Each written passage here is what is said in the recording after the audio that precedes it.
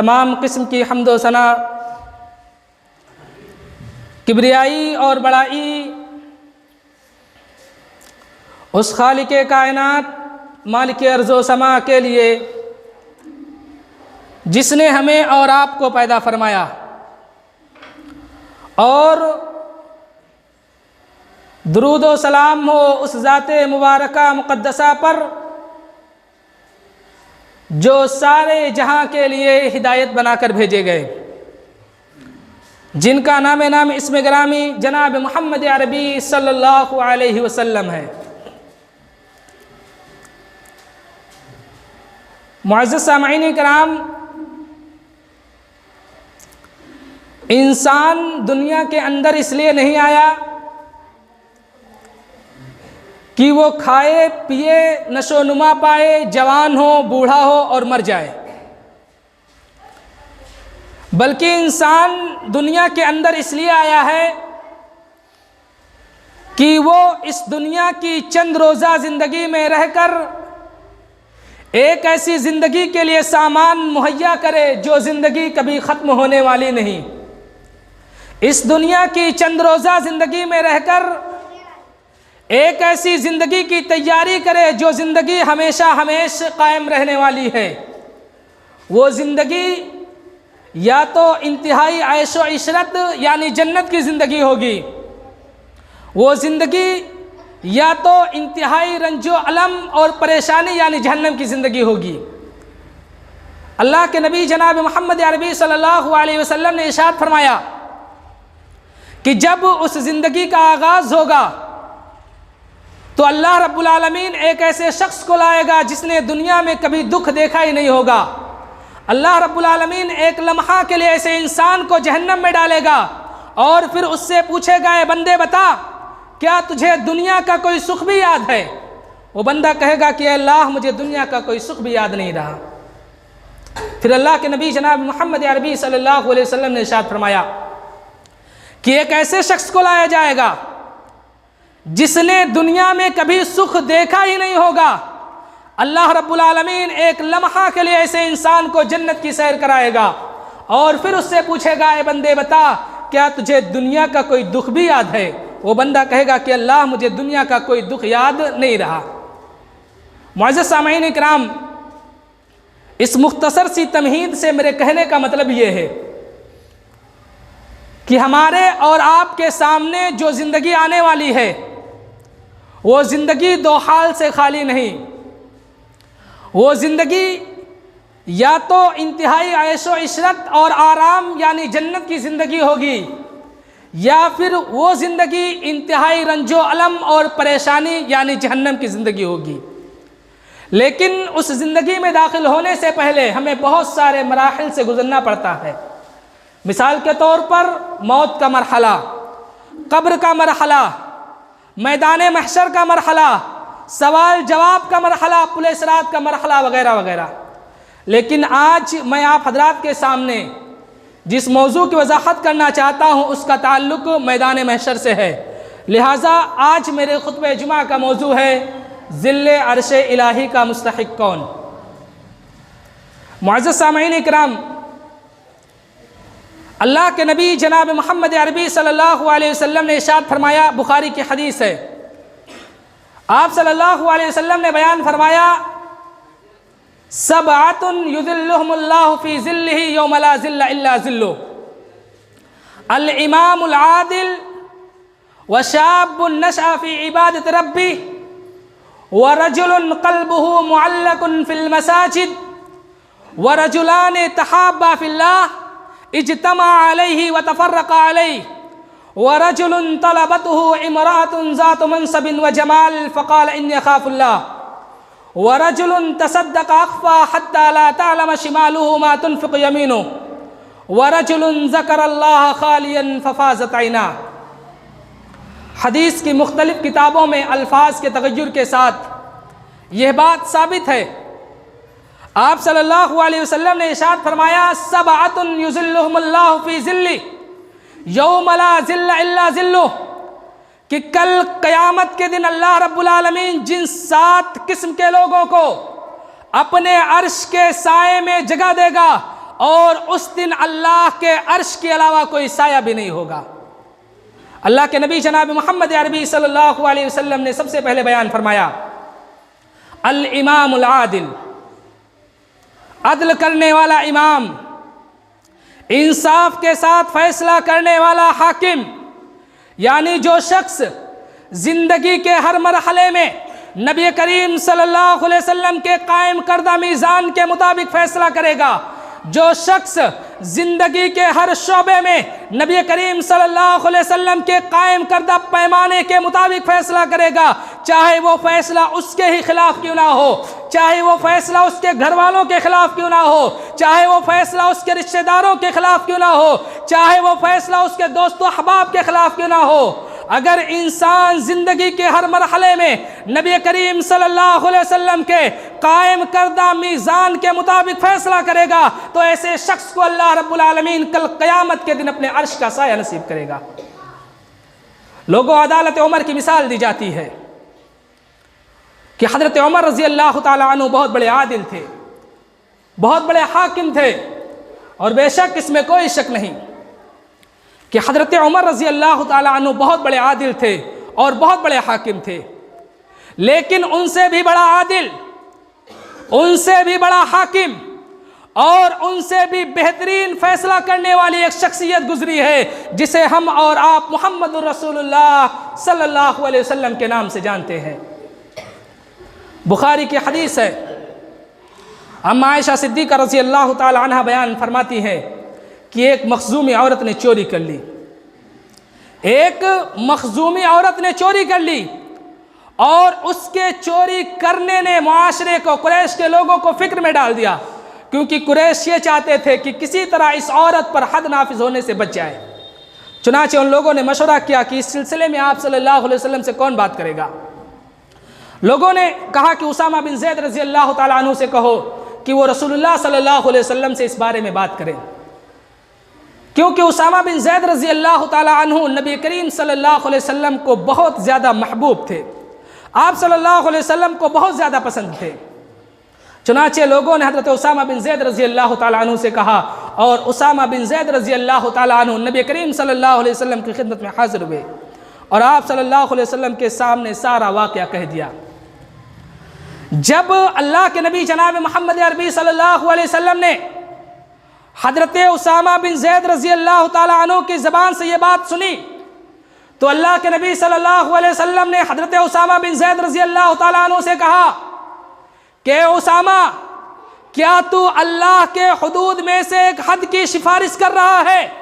उसके बाद अल्लाह के नबी सल्लल्लाहु अलैहि वसल्लम अपनी जगह से खड़े हुए लोगों को खुतबा दिया, जिसमें आप सल्लल्लाहु अलैहि वसल्लम ने यह भी बयान फरमाया कि ए लोगों, तुमसे पहले की उम्मतें इस वजह से बेहलाक हो गई कि जब उनमें से कोई शरीफ आदमी चोरी करता तो उसे छोड़ देते थे और जब कोई कमज़ोर आदमी चोरी करता तो उसके हाथ काट डालते थे। उसके बाद अल्लाह के नबी सल्लल्लाहु अलैहि वसल्लम ने अदल व इंसाफ का ऐसा मीज़ान कायम किया, अल्लाह के नबी सल्लल्लाहु अलैहि वसल्लम ने अदल व इंसाफ का ऐसा पैमाना कायम किया जिसकी नज़ीर पेश करने से दुनिया कासिर है। अल्लाह के नबी सल्लल्लाहु अलैहि वसल्लम ने सोने के पानी से लिखे जाने वाले अल्फाज कहे। आप सल्लल्लाहु अलैहि वसल्लम ने कहा, लौ अन्ना फातिमा बिन्त मुहम्मदिन सरकत लक़तअत यदहा, के लोगों सुनो, ऐ मेरे सहाबा सुनो, अगर फातिमा बिन्ते मोहम्मद, अगर मोहम्मद की बेटी फातिमा भी चोरी करती तो मैं उसके दोनों हाथ काट देता।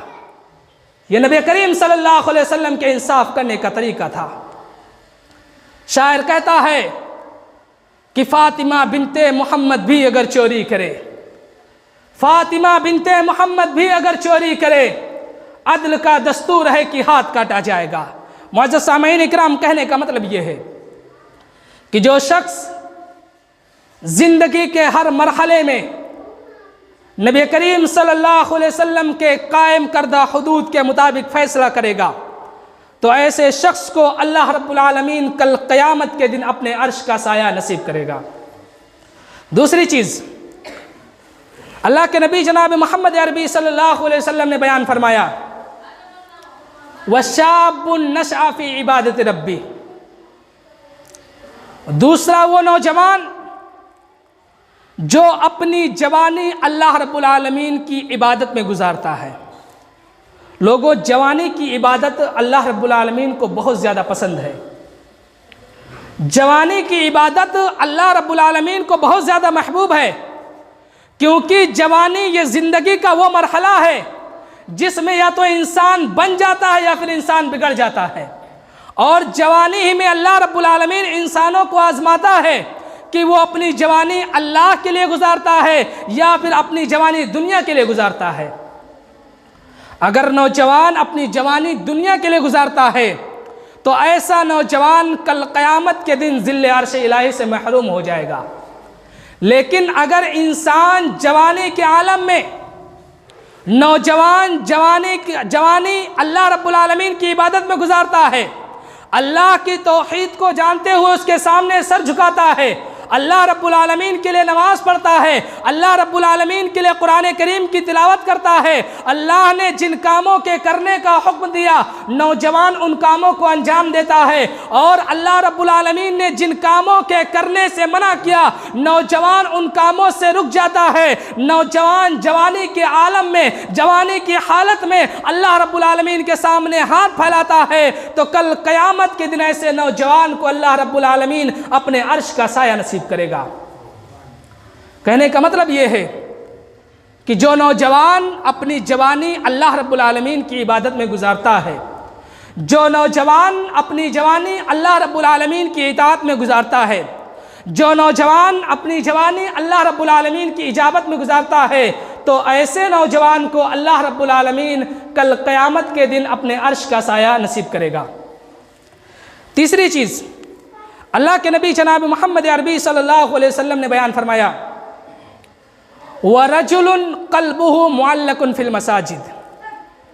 तीसरा वो इंसान जिसका दिल मस्जिदों से लटका रहे,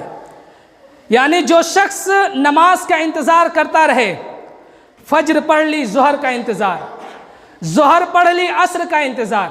असर पढ़ ली मगरिब का इंतज़ार, मगरिब पढ़ ली इशा का इंतज़ार, इशा पढ़ ली फिर फजर का इंतज़ार। यानी जो शख्स नमाज का इंतज़ार करता है, जो शख्स बाजमात नमाज की पाबंदी करता है, जो शख्स तकबीर ऊला का एहतराम करता है, ऐसे इंसान को अल्लाह रब्बुल आलमीन कल क़यामत के दिन अपने अर्श का साया नसीब करेगा। लेकिन ऐ लोगों, बड़े अफसोस के साथ कहना पड़ता है कि आज का मुसलमान नमाज की पाबंदी तो छोड़ो, बहुत सारे मुसलमान ऐसे हैं जो नमाज ही नहीं पढ़ते। कभी 2 वक्त की पढ़ लिया 3 वक्त की गायब, और कभी 3 वक्त की पढ़ ली 2 वक्त की गायब, और कभी कभी पूरे दिन की नमाज हजम कर गए। और लोगों, अगर मैं ये कहूँ तो मेरी ये बात गलत नहीं होगी कि आज हमारे मुआशरे के अंदर, हमारे मोहल्ले के अंदर बहुत सारे ऐसे मुसलमान हैं जिन्हें सिर्फ जुमा ही को मस्जिद का दीदार नसीब होता है, और कुछ ऐसे बदनसीब नस्ली मुसलमान मौजूद हैं कि अगर तौफीक हुई तो ईदैन की नमाज में, और वह भी ताखीर से हाजिरी दे दी ताकि मुसलमानों की फहरिस्त में नाम बाकी रह जाए। लोगों, मैं आपके सामने एक सादा सा उसूल बयान कर रहा हूँ। सहाबा इकराम बयान फरमाते हैं कि हमने मोमिनों और मुनाफिकों के दरमियान फ़र्क करने के लिए एक उसूल बनाया हुआ था कि हम फज्र और इशा की नमाज में बगौर देखते कि कौन शख्स जमात से गायब है। जो गायब होता हम समझ जाते कि मोमिन नहीं मुनाफिक है। क्यों? इसलिए कि दरबार रिसालत से हमें यह उसूल बताया गया था, अस्क़लुस सलाति अलल मुनाफिकीन अल इशा वल फज्र, कि मुनाफिकीन पर तमाम नमाजों में सबसे भारी नमाज इशा और फज्र की नमाज है। ऐ लोगों, ज़रा सोचो तो सही कि सिर्फ जमाअत से पीछे रह जाने की वजह से सहाबे किराम को ऐसे शख्स के बारे में निफाक का शुबा हो जाता था, इसलिए कि उनके दरमियान ये चीज़ मुहाल थी कि कोई शख्स मुसलमान होते हुए भी नमाज छोड़ सकता है। क्यों? इसलिए कि अल्लाह के नबी सल्लल्लाहु अलैहि वसल्लम का फरमान उनके सामने मौजूद था। अल्लाह के नबी जनाब मोहम्मद अरबी सल्लल्लाहु अलैहि वसल्लम ने इरशाद फरमाया, अल अहदुल्लज़ी बैनना व बैनहुम अस्सलाह फमन तरकहा फ़क़द कफ़र। कि हमारे और काफिरों के दरमियान फ़र्क करने वाली चीज़ नमाज है, और जिसने नमाज छोड़ दिया उसने कुफ्र वाला काम किया। और लोगों, मैंने शायद इससे पहले आप हजरात के सामने इस चीज़ को बयान किया था कि हमारी शरीयत के अंदर कोई ना कोई इबादत किसी न किसी उद्र की वजह से माफ़ है। मिसाल के तौर पर रोज़ा इबादत है, लेकिन अगर इंसान बीमार है या अगर इंसान सफ़र कर रहा है तो उस वक्त रोज़ा उससे साक़ित हो जाएगा। ज़कात एक इबादत है, लेकिन अगर इंसान निसाब तक नहीं पहुंचता है तो ज़कात उससे साक़ित हो जाएगा। हज एक इबादत है, लेकिन अगर इंसान के पास ज़्यादा राह नहीं है तो फिर हज उससे साक़ित हो जाएगा। कुर्बानी एक इबादत है, लेकिन अगर इंसान साहिब इस्तिताअत नहीं है तो कुर्बानी उससे साक़ित हो जाएगा। यानी हमारी शरीयत के अंदर कोई ना कोई इबादत किसी ना किसी उद्र की वजह से माफ़ है, लेकिन नमाज ये एक ऐसी इबादत है जो किसी भी सूरत में माफ़ नहीं है। अगर इंसान खड़े खड़े नमाज नहीं पढ़ सकता, बैठ कर पढ़ ले, बैठ कर नहीं पढ़ सकता, लेटे लेटे पढ़ ले, और अगर इतनी भी ताकत नहीं है तो आंख के इशारे से पढ़ ले। जब तक जिसमें जान बाकी है एक वक्त की भी नमाज माफ़ नहीं है। यानी बुलूगत से लेकर मौत की नींद सोने तक इंसान से एक वक्त की भी नमाज माफ़ नहीं है। इसलिए ऐ लोगों, अल्लाह के वास्ते नमाज की पाबंदी करो, उमूमन नमाज की पाबंदी करो, खुसूसन तकबीर ऊला नमाज बाजमात की पाबंदी करो। लोगों, कहने का मतलब ये है कि जो शख्स बाजमात नमाज की पाबंदी करता है, तकबीर ऊला का एहतमाम करता है, जो शख्स नमाज के लिए इंतज़ार करता रहता है, तो कल क़यामत के दिन अल्लाह रब्बुल आलमीन ऐसे शख्स को अपने अर्श का साया नसीब करेगा।